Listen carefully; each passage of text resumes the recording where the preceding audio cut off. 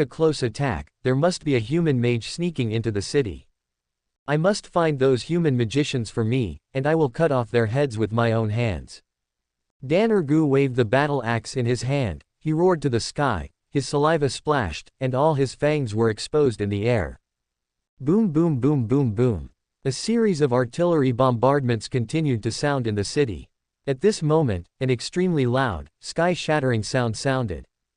All the orcs looked on with fear on their faces. I saw that the city wall, which was more than 10 meters high, could no longer hold up under the artillery fire, and collapsed, as if the sky had been turned upside down, and countless smoke and dust filled the air. The Griffin Legion takes off. I must find the human magician who has infiltrated the city. On the central square of Su Nuo City, countless griffin beasts are inhabiting here, and a famous orc griffin cavalry ran towards this side frantically. A griffin flapped its wings frantically, and the strong wind stirred up a large cloud of smoke and dust on the ground, and it slowly rose into the air. Boom! But just as it ascended to the sky, it was directly loaded with a cannonball, and was instantly swallowed by the explosion and fell. After the griffin fell to the ground, only the charred corpse remained. All the orc cavalry were waiting for the next explosion in fear, but simply, it was only one shell that knocked down here, and the other shells were still randomly bombarding the city. After all, the distance is still too far, so we can only fire and bomb randomly. Anyway, only the orc army is stationed in the city. Thousands of griffin beasts successfully ascended to the sky, and they kept circling in the city. An orc griffin cavalry looked down at the tragic situation of Suno City below, with fear in its eyes. Beast God, where are these damned human magicians? It looked at the tragic situation below with fear in its eyes, and saw countless densely packed orc soldiers in a mess below, and I don't know how many flames, explosions, and loud noises continuously sounded and spread in the city. Those orc soldiers were like ants constantly being devoured by explosions everywhere. Keep bombing for me. Fire and fire, His Majesty has an order. Today's 3,000 shells must be fired, and a supply truck will arrive tomorrow. Don't be reluctant to shell, shoot them all. The battalion commander of the artillery battalion ordered loudly, and all the artillerymen repeated in action. That is to fire, unload, load the shell, then reset the angle and continue firing. 30 155 mm artillery pieces fired in turn, continuously bombing Suno City. Damn it, damn it, damn it. Where are these damn human magicians? The orc griffin cavalry were flying in the sky. They kept looking down here, and some even flew 5 kilometers outside the city, but they still couldn't find the human magicians who attacked the city. The head of the Orc Griffin cavalry could only watch helplessly as his people below were engulfed and slaughtered by the ruthless artillery fire, while he let out an extremely angry roar in the sky. Ha ha ha ha, those bastards riding birds are still looking for us. They never thought that we could launch an attack from 30 kilometers away. The artillery battalion commander watched with a large binoculars on the ground, watching the small black dots flying above the sky of Su Nuo City in the distance, and he let out a burst of ridicule. 30 artillery pieces fought for a full day, and at the end of the day, all the artillerymen were excited from the beginning to board later. And the 3,000 cannonballs shot into the city of Su Nuo as they wished. The Orc Griffin cavalry descended from the sky exhausted, but they still did not find any trace of the human magician. Danergu had already left the city with some gathered Orc soldiers and stationed outside the city. A large part of the Orc soldiers are full of fear for Suno City. They believed that the great beast god no longer protected them, and Suno City was a cursed place. They were attacked all day long without even seeing the appearance of the enemy. And after they withdrew from Suno City, they were fine, so quite a few Orc soldiers thought that this city was a cursed city, and they would automatically attack everyone. You would not know where those attacks would come from, but they would be accurate. Take your life. How many soldiers did we gather? Danergu took a deep breath in the tent, and asked an Orc general next to him. Its Fox strategist was killed. That kind of attack from nowhere, but everywhere, was directly blown to pieces, and the corpse was scattered all over the floor. Only 60,000 soldiers are left. The Orc general was silent for a moment and said, 60,000 people. Danergu took a deep breath, then slammed the table up and roared angrily, we lost 40,000 people without even seeing the face of an enemy. How did this battle go? Danergu yelled at the Orc general, even the face of the enemy. I haven't seen it yet. Send a message to my uncle. He still has 200,000 troops in Kizi Kingdom, let him bring troops to support me. After the Orc general left, Danergu roared and roared, ventilating and messing up everything in the tent. Chapter 54, The prey is hooked, it will be on the shelves tomorrow. P.S. It will be put on the shelves tomorrow, and please support the readers. Hey, it seems that our artillery bombardment is not thorough enough. There are so many Orcs camping outside Su Nuo City. 2 Ross scouts were wearing auspicious suits, lying in the grass as if they had merged with the grass. They looked at the Orc camp full of Orcs patrolling in the distance with binoculars. After all, it was bombardment from 30 kilometers away. The artillery can only hit 40 kilometers at most. 30 kilometers is quite a distance, so it can only be bombed indiscriminately. A scout answered his words. Brutal. At this time, there was a sudden eagle cry in the sky, and an Orc Griffin cavalry flew across the sky riding a griffin. The 2 scouts quickly lowered their heads and lay down motionless. You said we wouldn't be discovered by them, right? These Orc Griffin soldiers are flying in the sky, and their field of vision is extremely wide. One of the scouts lay on the ground, speaking in fear. Don't worry, have you seen what we are wearing? The people in the military supply department said it was auspicious clothes. The Orc and Griffin cavalry are in the sky. Looking at us is like looking at 2 clumps of grass. They will not think that we are humans, but only I thought it was 2 clumps of grass. A scout said, a trace of sweat dripped down. To be honest, he didn't know what to do. It was also the first time he wore this kind of auspicious suit. But obviously, the worries of the 2 of them were superfluous. The Orc Griffin cavalry quickly passed by in the sky, without taking a second look at them. Huh, they've passed, let's go back and report the location. These damned bird-riding bastards, when will we have air units? Don't worry, we will. The scout looked up to the sky. After the Orc Griffin cavalry flew away, they quickly entered the jungle behind them. Lu's Kingdom Army Camp. Yuan and a group of military officers are having a meeting. Griffin riders are a real nuisance. Yuan frowned while listening to his subordinates report. They are all in the army and have no flying units, and those Griffin cavalry are different from the Dragon Knights of the Gutongxi Empire. Although the flying dragon can breathe flames, according to the information of the magician Garomoni, the Dragon Knights are not flying fast in the sky. And slightly bulky. However, the Griffin cavalry of the Orc Empire is a small air cavalry with strong mobility. The general attack method is that the orcs throw javelins and shoot arrows from top to bottom. This kind of attack that descends from the sky and relies on inertia has a strong penetrating power, and it can nail a knight in heavy armor to the ground in one fell swoop. It is impossible for the orc army to leave the very mobile griffin cavalry without it. At this time, Yuan raised the corners of his mouth. He said, "What do you mean, Your Majesty?" All the officers looked at Yuan. "We deliberately exposed the location of the barracks. The griffin cavalry of the orc army are highly mobile and can fly. They will definitely send griffin cavalry to attack the camp from the sky. I have read a lot of battles between humans and orcs during this time. The orc army has always been like this. Griffin cavalry descended from the sky to attack the camp. After the human camp was almost in chaos, the orcs wore heavy armor. The halberds and other weapons rushed into the camp and killed them indiscriminately. Relying on the support of the griffin cavalry, their attack tactics were very successful, so we deliberately exposed the location of the camp and waited for them to come." Yuan held his right hand in the air, as if he had caught something. "When the griffin cavalry come and enter our fire encirclement, we will shoot them all down. After all, the anti-aircraft machine guns that are all over the camp are not vegetarians. Your Majesty is wise. Execute the order immediately." The officers below went into action immediately. A griffin cavalry in the sky was patrolling in the air. It was struggling to look around the jungle below, full of anger towards the human army. Its younger brother, an orc soldier, died in Suno City. As a result, until now, they didn't know who launched the attack on them and where the person who launched the attack was. Is there smoke in the distance? The griffin cavalry suddenly noticed a few wisps of smoke rising very far away. It was shocked, and immediately flew towards that side. "It's the human army." The griffin cavalry flew to the place, and it looked down. It saw soldiers wearing black military uniforms, black helmets, and black front breastplates with red dragon heads tattooed on their chests, cooking in a pot.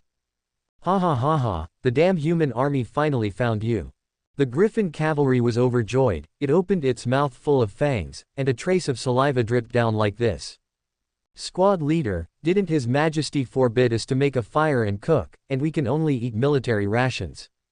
A soldier looked at the squad leader puzzled. "What do you know? Alas, there is something in the sky." The squad leader was about to say something when he suddenly saw an orc riding a griffin soaring in the sky.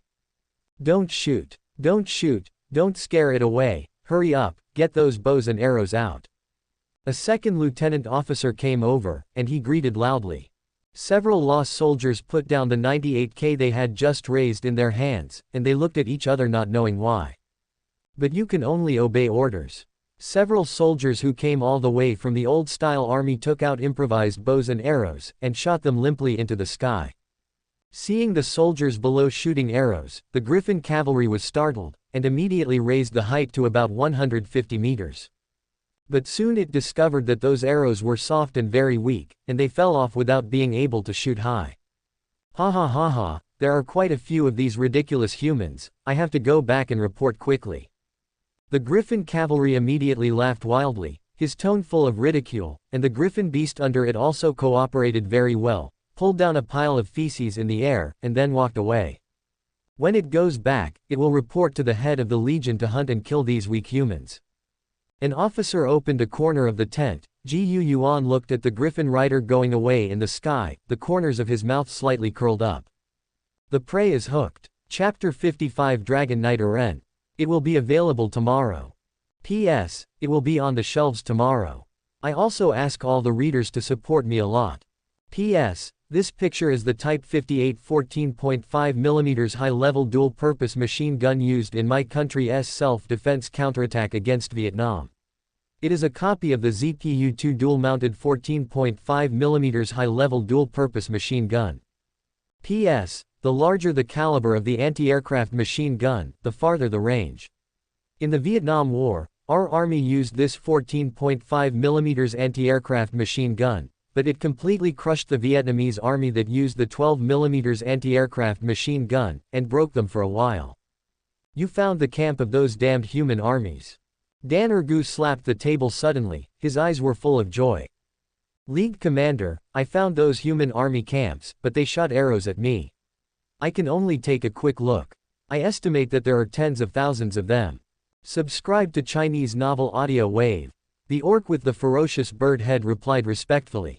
Very good. A cruel look appeared on Dan Ergu's face. He wanted to return 10 times the humiliation he suffered in Su Nuo City yesterday to those human troops. The Griffin Legion is dispatched to attack the camp first, and then I personally lead people into their camp. Kill them all. Dan Ergu held his hand for a while and roared. Finally found those damn humans. Kill all those humans. My axe hasn't had human blood in days. Several orc generals roared, all of them suppressed full anger in their hearts.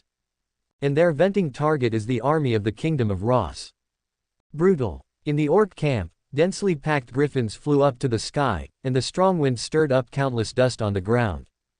Ha ha ha ha. Kill those humans. Fly up, those humans can only wait for our slaughter. Most of the griffin cavalry have ferocious bird heads. They hold 5-meter-long spears in their hands, bows and arrows on their backs, and javelins and arrows on the griffins. Move me. Don't fall behind and give them the Griffin Legion. March. Those humans were killed by the Griffin Legion when it was too late. Ha ha ha ha, we will not fall behind to the Griffin Legion. In the barracks, a group of ferocious orc soldiers in steel armor with various looks were holding long-handled axes, sharp double axes, giant axes and other weapons. They roared towards the sky one after another. All of them suppressed the full anger in their hearts, and vowed to give those humans a hard blow in order to repay the hatred in Su Nuo City yesterday. Towards the human camp, move forward. Dan Ergu was wearing heavy armor, holding a long-handled giant axe with a blade as wide as a person in his hand, roaring ferociously. Ross Barracks. Ross soldiers are carrying ammunition and setting up positions. In the camp, a pair of ZPU-2 dual-mounted 14.5mm dual-purpose machine guns were erected, and the ammunition boxes were equipped with ammunition. And several T-34 tanks also started to move, located at the front. When the orcs launched a charge, they were used as mobile turrets first, and after the orc army was defeated, they started to chase and start moving.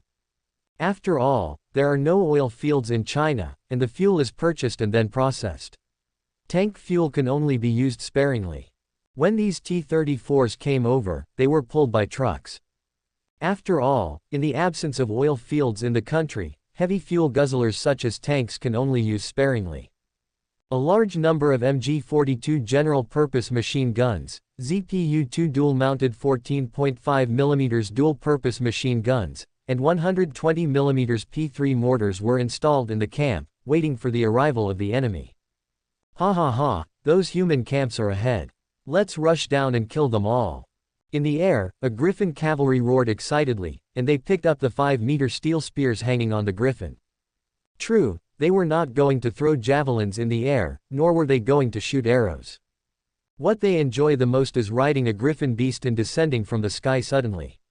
The 5-meter-long spear hanging will directly pierce the human beings on the ground, and then suddenly rise into the air. At this time, the humans pierced by the spear will be taken into the air together. When massacring the residents of Su Nuo City, they often do this. It is one of their pleasures to watch the wailing of the undead humans who are hung on the spears and taken into the air before their tragic death. And they are going to do the same to the Ross army below. Get ready. They're coming. A grassroots officer greeted his soldiers loudly. The Ross soldiers returned to their posts, and they controlled the twin anti-aircraft machine guns to aim at the ferociously laughing Griffin cavalry in the sky. Their faces under the iron face were extremely cold. A Griffin cavalry swooped down fiercely from the air. Dare to play dive. Yuan stood at the door of the tent with a sneer. He looked at the Griffin cavalry who swooped down in the sky. Fire. The officers gave an order. Anti-aircraft machine guns, MG-42 general-purpose machine guns can fire hundreds of machine guns at a time.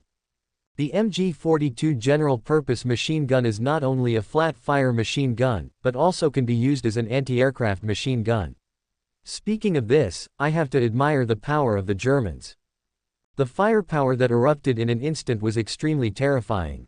One after another, the light-pulling bullets showed their ballistic trajectories. For a moment, all the flying bullets could be seen densely packed in the sky. A Griffin cavalry screamed and was shot through flesh and blood by bullets. And ZPU-2's 14.5mm terrifying caliber firepower was fully fired, and wherever it went, all the shot Griffin cavalry, even the orcs and griffins, were all smashed. This shattering is a real shattering. The bullet passed through the body, and the powerful force directly broke the body and divided it into two parts. During this period, the bullet hit again, and the flesh and blood continued to shatter. When their bodies fell to the ground, there were only countless pieces of flesh left. Thousands of Griffin cavalry wanted to dive down densely, but they were instantly torn to pieces by countless barrages. The Griffin cavalry at the bottom couldn't even scream, and died instantly. And the Griffin cavalry at the top could only let out horrifying screams, looking in horror at the comrades below who were inexplicably shattered into pieces and died tragically. Finally, driven by the desire to survive, he fled in embarrassment with the Griffin beast under him. After a round of fighting, out of the thousands of Griffins that attacked, less than 20 escaped. At this time, the land army of the orcs had not yet arrived. The Orc Air Regiment is over. The 1st Regiment Commander, I order you to lead your regiment's soldiers and 10 tanks to destroy the Orc army that has not yet arrived. I must immediately lead the army through the Kizi Kingdom and enter the territory of the Beastman Empire. It is urgent to capture the oil fields in the territory of the Beastman Empire. Yuan immediately issued an order. The oil fields in the Orc Empire were too important to the country of loss, so he had to lead the team there himself. And a major officer immediately stood at attention and saluted, and replied loudly, "Please rest assured, Your Majesty, the humble officer will definitely complete the task." On the border of the Gutongsi Alliance Empire, a huge flying dragon soared past in the sky, leaving a shadow on the ground that covered the sky. Under the Duke of Golden Lion, Dragon Knight Eren is riding a flying dragon, with full worry in his eyes. Although the Duke of Golden Lion did not order anyone to search for Luthia who had not returned, the Dragon Knight Eren was very worried. He liked Luthia, so this time he disobeyed the Duke of Golden Lion's order and rode a dragon to look for it alone. Ahead is the kingdom of Ross. Dragon Knight Eren has inexplicable hatred in his eyes. In his opinion, Luthia did not return in the kingdom of Ross. If anything happens, it is all to blame for the kingdom of Ross. "Lucy, I'm here to find you." The flying dragon flapped its wings, and a gust of wind howled, and the Dragon Knight Eren flew towards the territory of the Lost Kingdom. List testimonials. I'm on the shelves. This chapter is free of charge. After 8 days of rapid updates, the author's book is finally on the shelves, and the author is deeply moved. The performance of this book is considered poor compared to other books. Reading other authors' books cost tens of thousands, and tens of thousands of V collections are on the shelves. When this book is on the shelves, it is less than 5,000 V collections, but the author persisted. When I was writing this book, other authors kept saying that the grades of this book were too poor, and advised me to cut the book, but I ignored it. Instead, I updated 14,000 words a day, far exceeding the update speed of other books. 8 days it's only 120,000 words. Of course, during this period of time, you are also indispensable to cheer me up. Every flower, every evaluation vote, and every monthly ticket you vote for is the motivation for me, a writer who hits the street. Dear readers, the author asks for a subscription before putting it on the shelves. As long as there are 300 subscribers, I will be satisfied. We have nearly 5,000 V collections, 5,000 brothers, can't we even give 300 subscriptions to the author? If the author can earn some manuscript fees for a year, the author will be satisfied, so please make a first order here. The author intends to put it on the shelves at 11 o'clock in the morning, readers please support. Make a first order. The author on the shelf will update 20,000 words, which is the fastest speed for the author, because basically 14,000 words are updated every day, plus 1 or 2 saved manuscripts from last night and the night before. This is the author's best effort. Writing a book is a very tiring thing.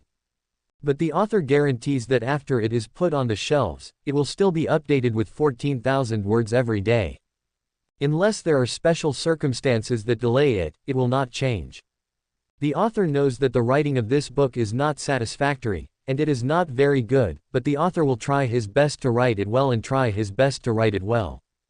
A first order, so that the author's face is not too ugly. The author of Puji thanked you here. Chapter 56 The Cruel Dragon and Knight. P.S. It's on the shelves. Readers, thank you for your support. The author will post 7 chapters at once. Then take a break, and slowly update 5 chapters in the afternoon. A huge flying dragon was flying in the sky, and the dragon knight Eren was wearing exquisite armor, but his hair, which was always neatly combed in the past, was now messy, and there were a lot of stubble on his face. He has been going for a week and is very tired at the moment. Roar. The flying dragon under the seat let out a low growl at this moment. Eren touched the flying dragon's neck and said, "Are you hungry?" "It doesn't matter. There will be food soon."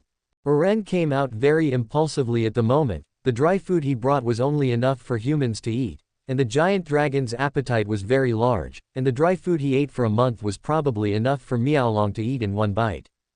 At this time, Eren accidentally looked down, and there was a smile on his face. In the wilderness below, there is a river, and beside the 423 flow of the river, there are resting human teams lying down in 7s and 8s. There are men and women in this team, as well as some women and children. Caught a fish. There's something to eat. Some men held branches in their hands and were inserting fish by the river, and soon, they cheered. Obviously, this human team is refugees who escaped from the kingdom of Lot and the kingdom of Kizi. These miserable people lost their homes, and their brothers and sisters were brutally killed by orcs. They had no choice but to escape and wander. On the way, they heard songs sung by homeless people. It is the military song of the army of the kingdom of Loth. After they heard the ballad, they decided to go to the kingdom of Ross. The kingdom of Loth and the kingdom of Kizi cannot give them a happy and peaceful life, so they will leave and go to the kingdom of Luos. The fleeing team of 300 people fled all the way from the kingdom of Loth to the kingdom of Rose, and now there are only more than 100 people left, and more than half of them starved to death on the road. But the hard work paid off, and they finally entered the kingdom of Ross. Seeing the thin-skinned refugees below who were cheering for a fish, Eren touched the neck of the flying dragon under the seat. With a smile on his lips, "You are hungry, look, we have met food." Phylong saw the refugee team below. Most of them were pale and emaciated, very emaciated. It hummed unhappily, very reluctantly. It also knows what is delicious and what is not. It is obvious that the malnourished refugees below will not have any good taste. It likes fatter prey. Eren sighed and said, "Look, you won't even meet a cow or sheep on this road. If you don't eat, you'll just starve to death."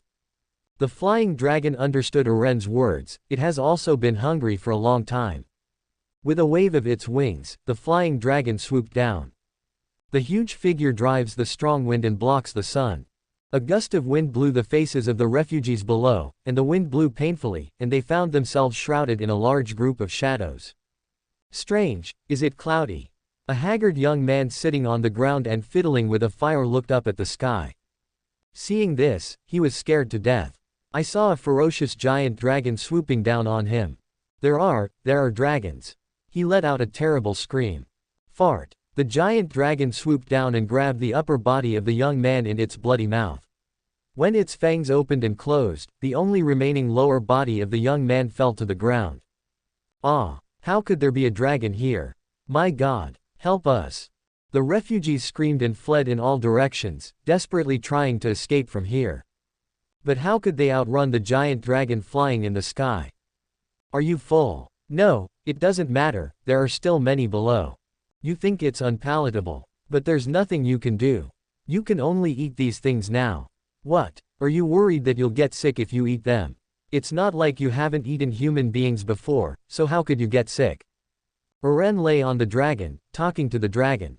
The dragon knight and the dragon are connected, and of course they can understand each other's thoughts. The giant dragon was flying back and forth, and a single dive could take away a person. Between the opening and closing of the fangs and sharp teeth, blood sprayed out in the air, and a broken lower body fell off. "Yes, don't eat below the waist, dirty." Eren happily patted the dragon's neck. Just like this back and forth, and soon, more than 10 people were taken away among the refugees. And the sky seemed to be raining blood, with internal organs, flesh and blood, stumps and broken arms falling from the sky from time to time. At this time, the dragon was finally full, and it let out a happy roar in the air. But for the surviving refugees below, this roar is undoubtedly a signal of fear hitting their hearts again. Is it leaving? A refugee was lying on the ground trembling, trying his best to muster up the courage to look into the sky. You're full and you want to play for a while. How do you want to play? Oh, fire the ants. Okay. The giant dragon skipped across the sky fiercely, and the huge wind it brought was howling, blowing the weeds on the ground frantically. Yuan looked at the refugees running wildly and screaming in terror on the ground. He played with his messy hair, and there was an elegant smile on the corner of his mouth. But hidden in this elegance is sheer cruelty. Roar! The giant dragon roared wildly, and sparks sputtered out of its mouth. Boom! A ferocious pillar of fire suddenly erupted downwards, and the flames falling from the sky burned everything and brought these refugees along. They screamed and were burned by the constantly moving flames, turning into charred bodies. The dragon flew in the sky contentedly, and Yuan patted the dragon's neck in praise. Behind them is a flame that is constantly spreading and burning. Yuan is not a special case among dragon knights. Generally speaking, Yuan's behavior is quite normal among dragon knights. Because the dragon knight and the giant dragon have the same mind, and the giant dragon is a cruel monster by nature, so the dragon knights who are connected with them can't help but look like this. The dragon danced happily in the sky. Yuan looked forward, and soon, they saw a city. Tino City. At this time, Tino City is full of construction frames, and many construction workers wearing hard hats are moving back and forth. They are basically refugees who fled from the original. They are full of enthusiasm, working in full swing, raising their heads to wipe their sweat from time to time. For them, what they build is their new home. His Majesty the King of the Kingdom of Ross gave them all this and allowed them to build a new home, so they were very grateful and respectful to the Kingdom of Ross and the Lord Yuan in their hearts. Suddenly at this moment, a construction worker saw a growing black spot in the distant sky. He narrowed his eyes, but when he saw what it was, he let out a panicked cry. There are dragons. The shout blew up the crowd. And Yuan looked at the walls of Tino City and the construction workers everywhere, with a smile on the corner of his mouth, and patted the dragon's neck. Look, there are so many playsets appearing again. Chapter 57. They shot down the dragon. Ask for the first order, brothers. Is this the kingdom of Ross? Dragon Knight Yuan rides a dragon, he soars in the sky, shouting down. On the city wall, the soldiers hurriedly controlled more than a dozen twin-mounted 14.5 mm anti-aircraft machine guns and aimed them at the sky. A city defense officer hurriedly put on a set of pitch-black bust armor on his military uniform. He looked at the soaring dragon in the sky with full of novelty in his eyes. This is the first time I've seen a dragon. It looks so mighty. What is he saying? The soldiers wore steel helmets, and the black iron masks on their faces covered their expressions, but it could be heard from their tone that they were still very curious about the giant dragon in the sky. This is the city of Tino in the Kingdom of Loss. Dragon Knight, explain your purpose and land. The city defense officer held a loudspeaker used on construction sites in his hand, and he shouted into the sky. This is Tino City, Kingdom of Loss. Shouldn't this be the territory of the Nord Kingdom? Yuan was taken aback. In his impression, the Kingdom of Rose was about to be conquered by the Kingdom of Nord, and then Luthia would go to the Kingdom of Rose. But what he didn't expect now is that the Kingdom of Ross counterattacked the Kingdom of Nord, and it seemed that even the capital of the Kingdom of Nord was occupied. Then if this is the case, there is no need for O9 to stay in the Kingdom of Loss, but Luthia has never returned to the Gutongxi Alliance Empire. Yuan suddenly became angry in his heart, and he shouted, "Did that damned King Ross kill Luthia?" That's right. That damned King Loth must have killed Luthia. In Yuan's opinion, it should be a great honor for the Kingdom of Rose that Luthia went to take King Rose away, and that King Rose was treated as a puppet by the Duke of Golden Lion for the rest of his life.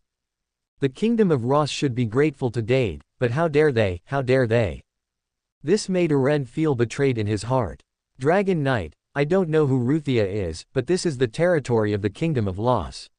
You are now illegally invading the territory of another country, and you must land to prove that you are not hostile. Otherwise, we will launch an attack. The city defense officer was very angry at Yuan's words. He dared to insult the great king. The city defense officer waved his hand, and the soldiers controlled the anti-aircraft machine guns on the city wall. He shouted again. Who do you think you are? Eren laughed back in anger. These poor, pathetic, lowly mortals dare to make demands on him. And let him come down. How can noble dragon knights be commanded by these lowly mortals? Burn them! Eren roared at the dragon below him. In his opinion, these weak and lowly mortals who dare to offend him should use death to apologize to him. Fire brewed in the dragon's throat. Sparks splashed from the dragon's mouth. Not good. He wants to breathe fire, shoot him down. The city defense officer was so angry that he gave an order loudly. Weak, lowly mortals, dare to offend me, I will burn the whole city. Eren has already decided in his heart that he will burn the whole city to vent his anger. For this, Eren is confident that he can do it. Because, the dragon knight flying in the sky is invincible. Bang bang bang bang bang. More than a dozen twin-mounted anti-aircraft machine guns located on the city wall opened fire instantly. The target of the huge flying dragon in the sky is very conspicuous, and the flying dragon is so huge that all the bullets can hit it. The dense barrage instantly hit the dragon in the sky. Roar! The giant dragon in the sky wailed, and the flames in its throat shot out into the sky because of the incomparable pain. The scales on its huge body instantly shattered, and dragon blood and flesh fell from the sky in an instant. What happened? Eren's whole body was driven to a stagger, his eyes widened in surprise. He is falling. How is this possible? He is a dragon knight, even a magician can't easily hit the giant dragon flying in the sky. His dragon howled in pain, it was so painful. Eren, who was connected with the dragon, instantly felt great pain coming from all over his body, and he let out a miserable scream. It was as if his entire body had been torn apart. He is a dragon knight, these lowly mortals, they are hurting him. He is a noble and invincible dragon knight, how could he be hurt by lowly mortals? Eren spat out blood, he was in extreme pain and anger, and his expression was very distorted and ferocious as he kept falling in the air.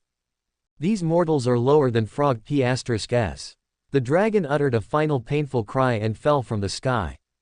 Blood fell from the sky like raindrops. Leave quickly, the dragon has fallen. The officers at the grassroots level greeted the soldiers on the city wall loudly.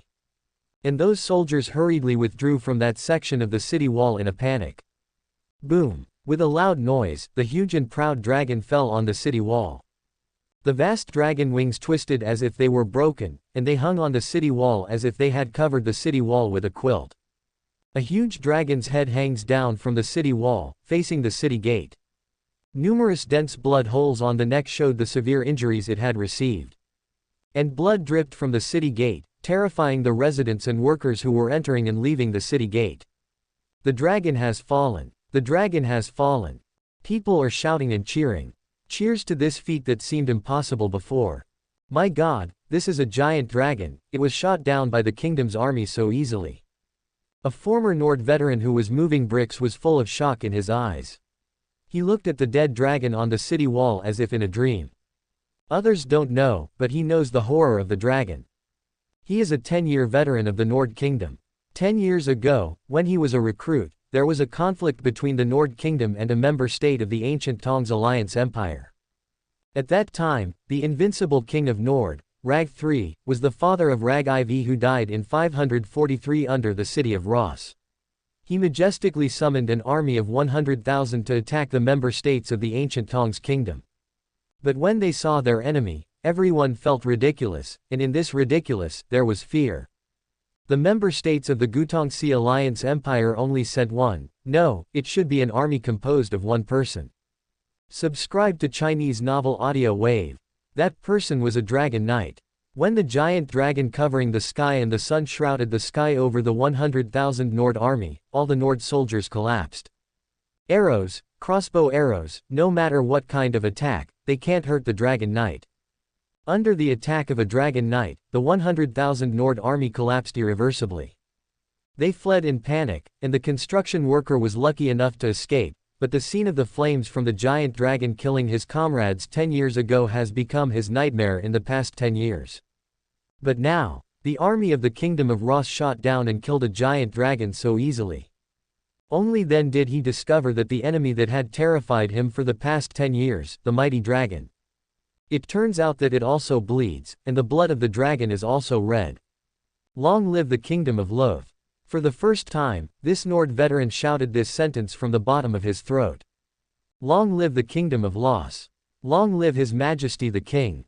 Everyone cheered loudly. In the future, they can proudly say to people in other countries that the army of their kingdom has shot down the dragon. Chapter 58. The army is always accompanied by iron and blood. Seeking the First Order. How can this be? The proud dragon knight fell from the dead dragon, and he felt great pain and sorrow in his heart. He fell onto the city wall, and the city defense officer excitedly commanded the soldiers to come forward. Quick! Catch him alive! My God, this is the Dragon Knight. I want to dedicate him to His Majesty the Great King. Prove the brilliant achievements of our city defense army. The words of the city defense officer kept impacting Uren's psychological defense. Finally, he broke down. With his strong self-confidence built up from decades of daily battles, his arrogance as a Dragon Knight, and his undefeated battles in his life, he is easily defeated by a group of mortal soldiers who he looks down on from the bottom of his heart and thinks they are lowly. The Ross soldiers around were holding 98 kiloseconds with bayonets, and they approached the Dragon Knight lying on the ground very excitedly. They shot down the dragon and captured a dragon rider, which will be enough for them to brag about in the future. That's right, for them, shooting down a Dragon Knight, which is impossible in other mortal countries, is to let them brag casually in the future chat. You mortals who are lower than a frog's p*s, still want to get close to me. Suddenly, the eyes of the Dragon Knight Uren on the ground were red, and he roared like a wild beast. He's crazy. The death of the like-minded dragon, and the shame of being shot down by mortal soldiers, drove this cruel and proud Dragon Knight completely mad. He drew out the long sword at his waist and slashed wildly like a demon. This is undoubtedly a tragedy for the Ross soldiers who surrounded them. Even if the Dragon Knight is separated from the dragon, he is still a great knight on land. It is impossible for the Ross soldiers to be opponents of a great knight in close combat. In an instant, the long sword slashed past, killing 7 or 8 Ross soldiers who were close by in an instant. They didn't react at all, and they were pierced by the long sword. Ha ha ha ha, you lowly mortals, come on .. Uren was crazy, he was covered in blood, with red eyes, roaring like a beast. Damn it, I forgot that. The city defense officer shouted angrily, and he felt extremely self-blame and painful in his heart, because 7 or 8 young soldiers lost their lives because of his wrong order. Shoot me, shoot his limbs off. The death of the young soldier completely angered the city defense officer, and he issued an order. The death of his comrades in arms also made these ordinary Ross soldiers extremely angry. The 98K in their hands shot at Uren's hands and feet. Uren yelled crazily, but the next moment, accompanied by the huge gunshot, unspeakable pain came from his limbs and body. Under the crazy shooting of a group of soldiers, Uren's arms and thighs were all pierced by bullets. Flesh and blood splattered, but Uren was still waving the sword in his hand frantically. Finally, Uren felt a sense of weightlessness. His hand broke, then another, then both legs. Uren's limbs were all broken, his own broken limbs scattered around him, and his remaining body fell on the city wall. This is an incomparable humiliation and failure. The soldiers rushed forward, angrily hitting Uren, who had broken limbs and couldn't resist, with the butt of his gun. This is a humiliation and failure for Uren, and it is also a humiliation and failure for the soldiers of Loth. It was because of such a Dragon Knight that they lost several comrades in arms. If these words are released, countless kingdoms will be shocked. Because in the eyes of the kings of other kingdoms, and even the emperor of the Gutongsi Alliance Empire, it is worthwhile to kill a giant dragon and capture a Dragon Knight, even if it costs thousands of soldiers. That is a mighty dragon and a great knight. But in the hearts of the soldiers at this moment, they feel worthless. So what about dragon riders? And the city defense officer was extremely annoyed and blamed himself. Because of his wrong order, the soldiers were killed or killed. He is also a veteran who participated in the battle on the Wali Plain and the attack on Tino City. For a long time, for them who defeated the enemy troops in an instant, casualties were so out of reach. And because of arrogance, the city defense officers also suffered the bitter fruit of arrogance, that is, the casualties of soldiers. Casualties of soldiers are quite normal for the armies of other kingdoms, but for the smooth-sailing Ross army and city defense officers, this is something he cannot accept. It's not your fault. The enemy is a big knight. You also know how powerful a big knight is, and it can kill a knight very lightly. Another officer came up, he comforted. 7 or 8 soldiers, they are so young, because of my wrong order, their exhibition was caused. The city defense officer wept bitterly. Battles will always be accompanied by casualties. In the past, when there was no His Majesty the King, we would lose hundreds of comrades in every battle. The officer enlightened him. This officer came all the way from the old Ross army. He understood the mood of the young city defense officer. When he participated in the battle for the first time and his comrades died, he was in the same mood. But the army is always full of blood and tears. Only blood and tears is the epic of soldiers. And this also made the officer understand.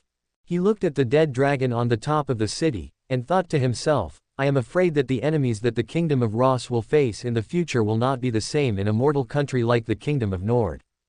The kingdom of Ross will become stronger and stronger, but the enemies it faces will also become stronger and stronger.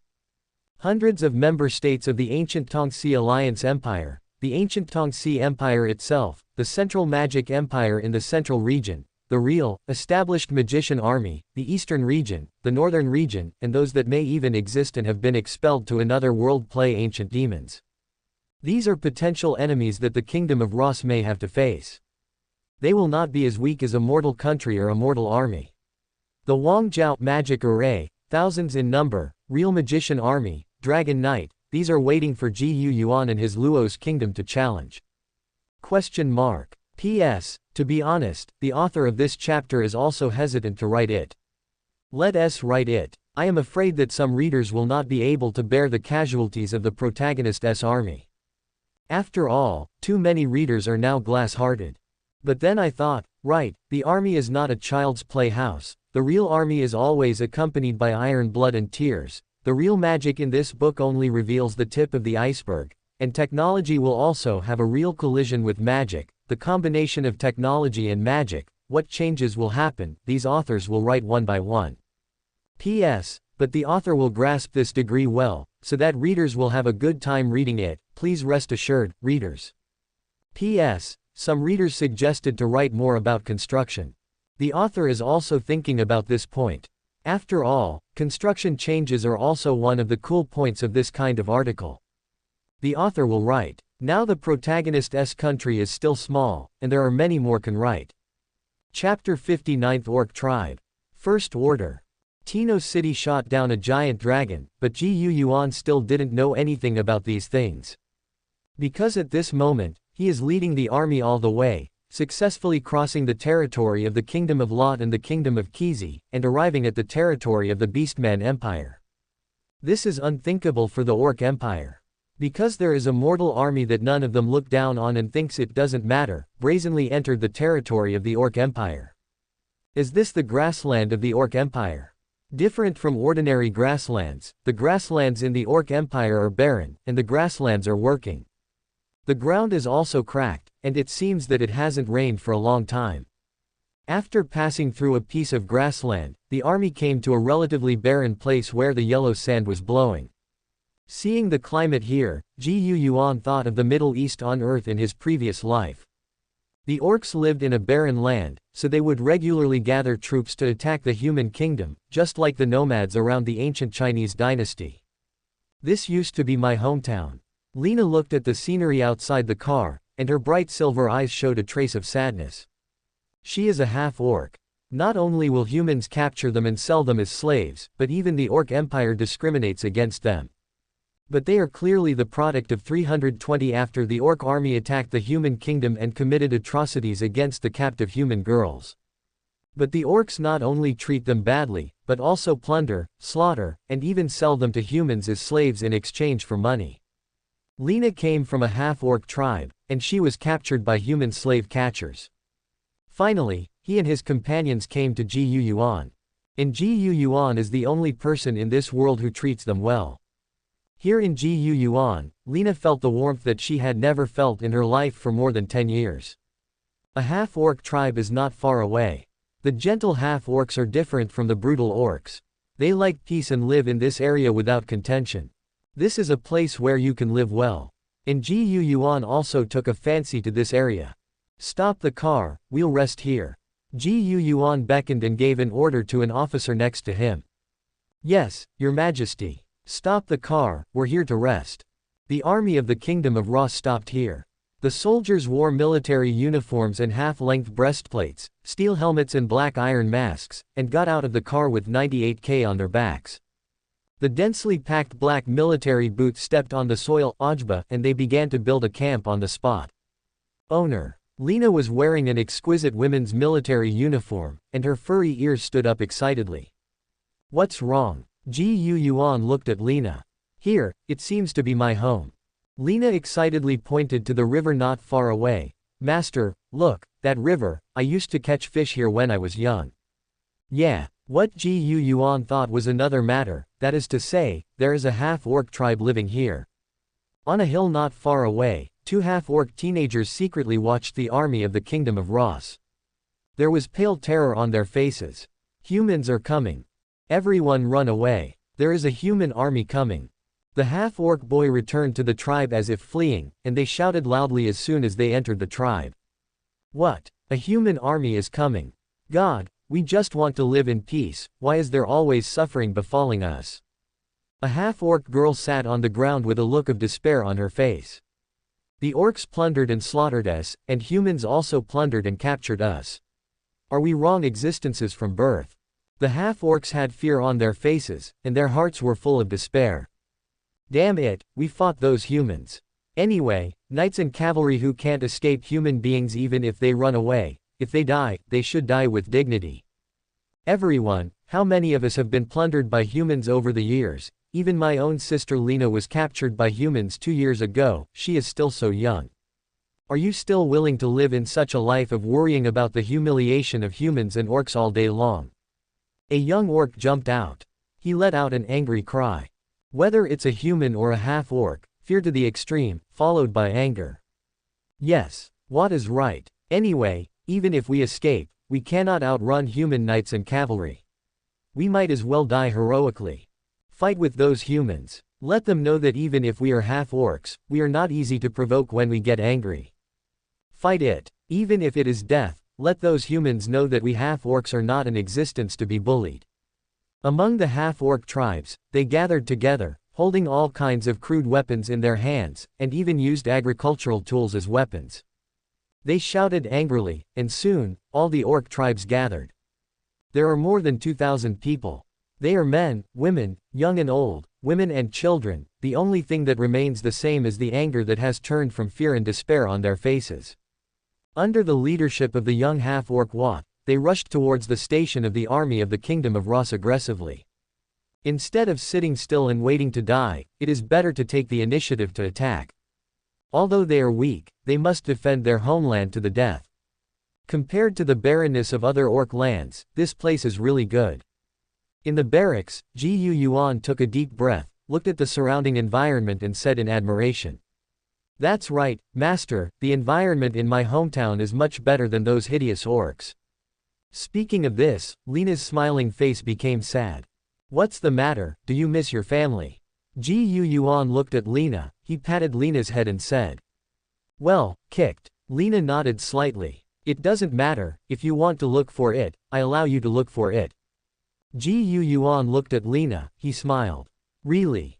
Lena's 2 furry ears instantly stood up, her bright silver eyes were full of hope, and a small tail swayed back and forth behind her. Your Majesty, something happened. At this moment, an officer respectfully came to Ji Yuan's side, and whispered something to Ji Yuan. Hearing the officer's report, Ji Yuan's expression became strange, and he looked at Lena. Lena, on the other hand, didn't know why. There is some doubt on a delicate little face, a pair of furry ears and one drooping. Lena just looked at her master suspiciously. Chapter 60 Brother and Sister Reunion, Seeking the First Order. Humans, get out of our homes. Yes, get out of our home. Outside the barracks, more than 2,000 half-orc people gathered together, and they came here in a rage. Watt held an old long sword in his hand, and he shouted loudly. In the barracks, many soldiers looked at these orcs curiously, and many of them had 98K loaded in their hands. Curiosity is curiosity, but they should be vigilant, and they will not be bad at all.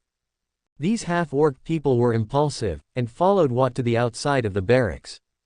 But when they came outside the heavily guarded barracks, their courage was actually lost by half.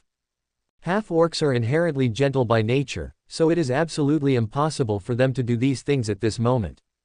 And when they saw a black military uniform, wearing a breastplate on the front, and a steel helmet on their heads, the soldiers wore iron faces on their faces and looked at them, covered by the iron face. These soldiers looked so ruthless and icy.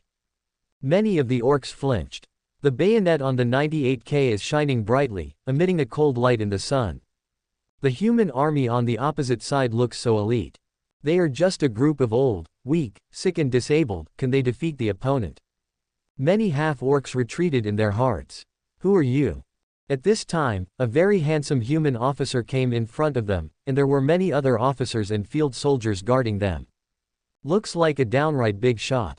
Wat's bright silver eyes were full of anger, and he shouted loudly, "You humans have been brutally killing and plundering our family all this time. Today, you don't want to invade our homeland. Oh, invasion of your home." The officer had no expression on his face, and the sharp eyes under the big brimmed hat swept them away, and Wat and the others couldn't help but take a step back. Unconsciously, there was a bit of fear in his heart, and this feeling reminded Wat of the scene when he faced the Emperor of the Orc Empire. The Emperor of the Orc Empire is so powerful and majestic, but the human youth in front of him is so young. His aura is not inferior to the Orc Emperor. The oppression from the human superiors made them all nervous. Wat was very anxious, because he accepted the scrutiny of the handsome human officer in front of him in such silence, as if he was a prisoner waiting for the judge to judge on the trial platform. This made Wat very nervous. After a long time, the human officer, who was actually Yuan, beckoned. This move undoubtedly aroused the tension of many half-orcs. The soldiers around Yuan separated, and a petite half-orc girl wearing a delicate women's military uniform and a military cap walked out from inside. There was instant excitement in Lena's bright silver eyes. "Big brother." Lena let out a laugh. Wat's body trembled, and he looked at the half-orc girl who walked out in disbelief. That was his sister, Lena, who was captured by humans 2 years ago. "Lena, why are you here? Hurry to Big Brother." Wat shook his hands, and 2 lines of tears flowed from his eyes. It turned out to be the younger sister he hadn't seen for 2 years. Immediately, he had mixed feelings in his heart, doubts, puzzles, excitement. In the end, what filled his heart was the affection for his sister. Lena, why is she here? How to stay with these humans? Yeah, what's going on here? Could it be that Lena came to us with these human troops? Could it be that Lena was a spy? Many half-orcs were whispering, and the sudden appearance of Lena made them feel very puzzled and suspicious. Impossible, how could Lena be a spy? What is impossible? People's hearts will change. The half-orcs behind were discussing. Listening to those words, Yuan frowned and roared, "Quiet." Immediately, all the half-orcs looked at Yuan in fear, and fell silent. Only the brothers and sisters who had never met again were left talking. Wat squatted down and hugged Lena, with tears in his eyes. "Lena, my sister, do you know how much I have worried about you these 2 years? Big brother, don't worry, now I'm in the kingdom of Loss, next to His Majesty. His Majesty has treated me very well. No one has ever treated me as well as His Majesty the King." Lena laughed and said to Wat.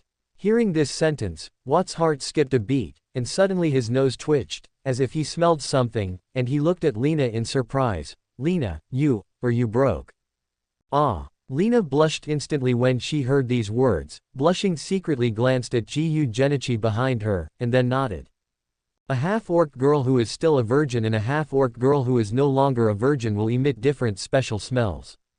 Of course, only half-orcs can distinguish this taste. Seeing his sister's appearance like this, how could Wat not understand? I'm afraid that his sister's body was handed over to the young and handsome human king in front of him. Wat sighed, looked at his sister, and said seriously, "Lena, answer me seriously, is he nice to you? Do you like him?" 0. Seeking flowers. This he refers to Yuan. Lena blushed and nodded, Suddenly she seemed to hear something. She asked curiously, "Big brother, I haven't notified you yet, how do you know I'm coming, and you all came to welcome me?" Hearing this sentence, Wat and all the half-orcs around him were stunned in embarrassment. They looked at each other, and unconsciously hid the hoes, farm tools and other weapons in their hands behind them. After all, they can't say that they are here to fight the human army. And it seems that these human armies are really different from other human armies. The other human armies would attack directly as soon as they saw them, and they would not speak much at all. And these human armies looked at them very politely, and didn't make any bad moves. "Ah, this." Wat stammered, he didn't know what to say. "Okay big brother. I know, you must have misunderstood something." Lena stood up, and she was in sharp contrast with the shabby half-orcs in front of her in exquisite women's clothing. Lena looked at the half-orcs in front of her, took a deep breath, tried her best, blushed, and said loudly, "Dear relatives, standing in front of you is His Majesty the King of the Kingdom of Ross. Yuan is also Lena's master, he is a good person, please believe Lena. The master came here to attack the Orc Empire, not to plunder and capture yours. I know that humans and the army are cruel to us, they are not friendly, but the Kingdom of Ross is different. The Kingdom of Ross is a country where everyone is harmonious, happy and healthy. Lena knows that life in the territory of the Beast Empire is very bad for you, but you don't have to worry about it from now on, because the master came. Yes, the Ross army is here, they will bring you justice and happiness, please believe in Lena. Please also believe in the master." After this long speech, Lena's little face turned red, and she opened her mouth slightly, panting. Before coming here, Yuan told her that all the half-orcs in Lena's hometown could go to the Kingdom of Ross. Yuan will treat them equally. Naturally, Yuan also has his own plans. There are more than 2 million half-orcs living scattered in the entire Orc Empire, and they are gentle by nature and will not easily conflict with others. It looks very good looking. Tong Yuan would be very happy if they could change their living environment and enrich the population of Lost Kingdom. Now Yuan is trying his best to increase the population that is lacking in the country. Thank you for watching. Continue exploring the fascinating world of Chinese novels with us. Hit that subscribe button on Chinese Novel Audio Wave to stay updated with our latest stories. And never miss out on a great listen.